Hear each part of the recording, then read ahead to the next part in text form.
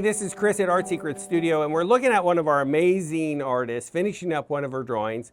And I kind of fragment the exercises. Down the road, these are things I plan out in advance before I start the drawing, and I do studies to help me do that. But it's hard to have people do 4 things in advance when they haven't done it. So it's easier just to teach one concept, focus on the concept, and do it. Well, we're at another concept, and it's something that I do quite a bit. I always find the point closest to me, and I make contrast at that point on each object.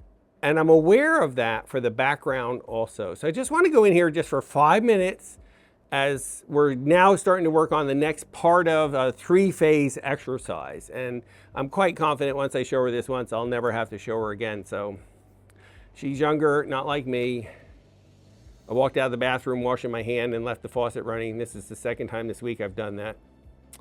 This is getting scary, you know, I'm like, oh gosh, what is happening to my brain? So one of the first things I've learned in art was to make contrast. And I realized something, and that is, when I put white next to dark, I don't, the photograph is great to get my reference information, but when it comes to contrast, I'm not using it. This is tying into my 4 minutes. Okay, so what I've noticed is, you know, there is a highlight here, and I'm going to put the highlight in. And then I'm looking for where I can put contrast on the light side. So I might even lighten some of this light side just a little more than it is in the actual photo. And now it's up to me to make contrast. And I think this has to try to figure this out. So I'm going to put dark right next to it. So maybe this shadow here can go a little darker. And I'm not making the shadow darker here for the book's sake. The shadow is going right here to make this come out more. And then I'm going to blend it out. So I look for this first, and then I have to hide it, and she'll have to hide my mess. So I'm not going to spend the time doing that. That's a terminal point. I don't think we've talked about those yet, so I'm going to pause on that and not worry about it. So I look for, how do I put dark next to light, next to all the light areas? That's my go-to. I do it all the time. That's 90% of how I make contrast. Years later, 20 years into my art career, I realized, well, sometimes that dark contrast is at the part that identifies the unique likeness of an object or the mood. And I call those the 3 L's: location, likeness, and mood. I'm dealing with location right now. This whole exercise is going to make contrast on location. So I'm looking for anywhere there's a white spot.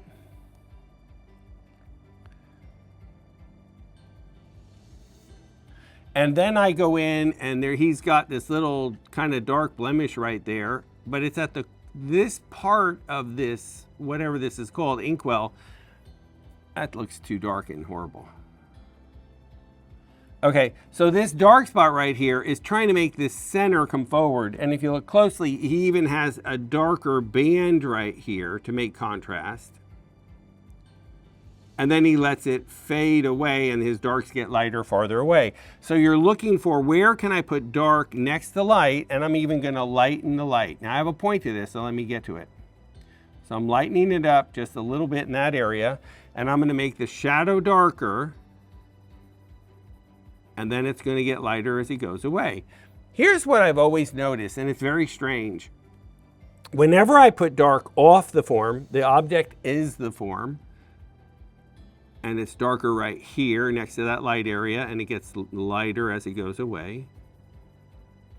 Whenever I put dark next to the object, it makes it come forward. Whenever it's lighter on the form, it comes forward. Even though I could have the same contrast here and have dark next to light, it doesn't come forward as much as when it's lighter on the form, on the object, and darker behind it. It can have the same exact contrast. It doesn't come forward as much. So when I want something to look realistic, I seek out the sunny side of the object and I make contrast off the form. So if the sunny side is white, I'm making the background dark. Okay, so let's keep going and let's move on to this thing.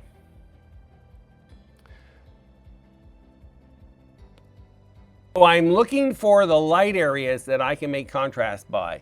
So if there's a highlight right here, then I'm going to go into the background and I darken the background.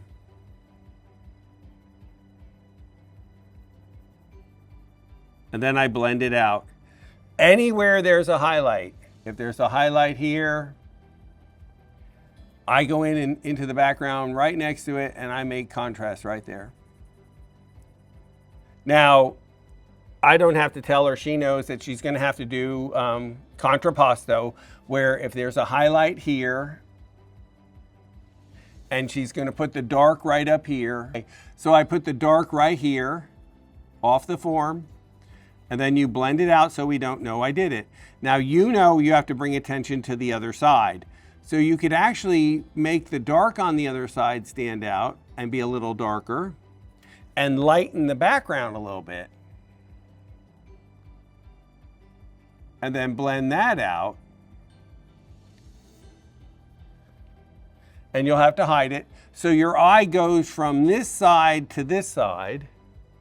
And now you're going to get me to look here and then something here. So you could darken this shadow side. And you could lighten this, and you can't leave this checkerboard back here. You're going to have to hide it.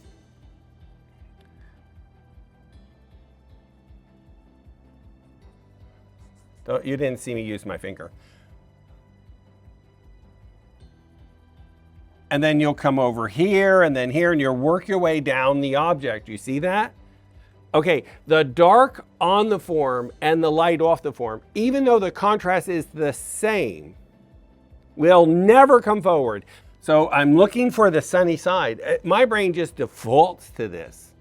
So what happened in college, well, there were a lot of traumatic things that ruined my life. No, what happened in college was I was introduced to a concept. There were 3 sides to a box. Everything got darker farther away. So we had to copy, how am I on my 4-minute talk? We had to copy old masters at home on our free time. We had to do 15 drawings, 11 by 14 on this good paper, for every art class we were in. I did 60 old master copies. Raphael, Leonardo, Michelangelo, people you thought was attractive to you and you liked. And you tried to emulate or recreate the marks that they made and what they did.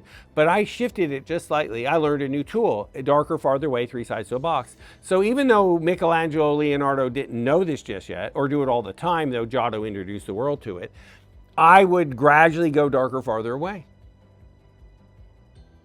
I did it to all those drawings. The next thing that happened is I started looking for the places closest to me to make contrast. Remember the light side, I seek the light side out. And I'm going to make contrast right next to that light side.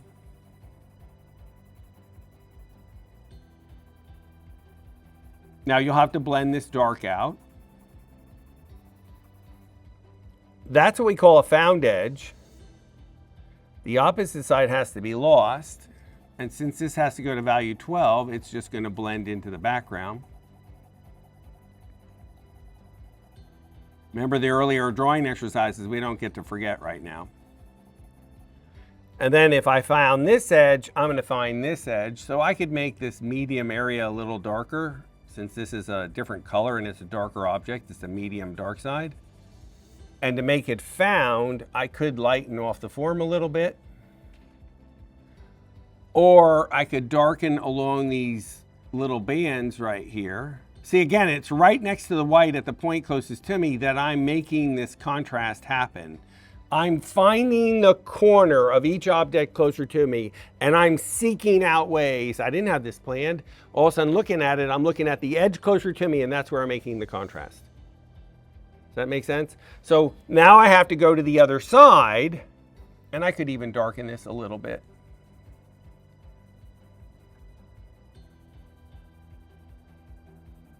And now I need to go to this side, and against the light, I'm going to darken that.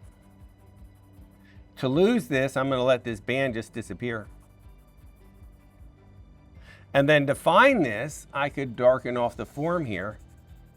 And the dark against light will never come forward as much as the light against dark. And especially if you help it with a little line and lighten it up just a little along that edge. I seek out. So let me summarize. When I need to make contrast, I default to looking at the sunny side of the object and decide how much dark goes next to it. Because on a rainy day that's calm and peaceful, I may not need black. But there's a measuring gauge, and typically that measuring gauge, for me, has always been against the sunny side. And I decide how much do I need. There's a key you're singing this at. How much contrast, and that's my measuring gauge. Now, as the years have gone on, I realized the light against dark contrast is not the only place you make contrast. Sometimes it's about finding an area that evokes a mood or the unique likeness of a person, but that's a different video, and that would put me over my 4-minute limit. Okay. Also, sometimes in areas farther away and where I don't want you to look, I know where not to put the contrast. The light next to dark. So it's a tool to make it jump off the page, available for you when ready. But that's the spot I'm looking at. The light against dark. Now many times I have it darker than the background. In my feeling of doing this, I just feel like after 30 years or 40 years of painting, 30 years of teaching, I think it's more realistic when you do the white against dark. And it's just a suggestion. It doesn't mean I'm right, but it's something to look at. So in this exercise, I'm asking you to just go after all the light areas and make contrast behind it. Would I do that in a painting? Probably not. We're just doing it for you to get in this habit of attacking the lights to see if you like it or not. And as you figure it out, you may say, oh, it didn't look good there. Well, that goes in your memory bank. You say, don't do that there again. Does that make sense? So this is just an exercise, okay? And then after you do that, then I'd like to go in and make the contrapposto S-curve on every object of everything. And I think you're familiar with the concept, so I don't have to go into it. And then lastly, we'll do all the terminal points, everywhere 2 lines cross.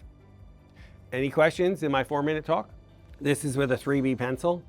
When you finish the entire painting, loose and fine, S-curve, terminal points, and we're finished, we'll pull out the 8B pencil by Staedtler Mars, and we'll hit 2 or 3 spots a little darker. Because you know, if I back up really quick here and I say, okay, but right here, I need a little more contrast in this shadow, and I'm gonna go less as I go down. This is closer to me, so these lines in here are going to be darker and they'll get lighter as they go out, and I want to see each one of these lines, and this will get less. My shadow here will be darker against this light part, and eventually it will get lighter. So I am going to seek out places where I can go darker closer to me, and I think that's why that drip that's here is so dark. You'll have to make it look like the drip. It's to make this table come forward. So there's a lot of information in the picture. You have to discern, okay, if I put that dark spot in there, you're going to look at it. Is that important to me in my storytelling? And if it's not, you leave it out. So I have a great camera. It takes great pictures. May not be as great as the camera I gave Lori, but it's okay. Not that I miss the old camera after seeing her pictures from Banff. But we can't go there because it's got... Oh, you didn't? You had the 750? Spectacular. Okay, never mind. That's cutting into my 4-minute talk. Finito.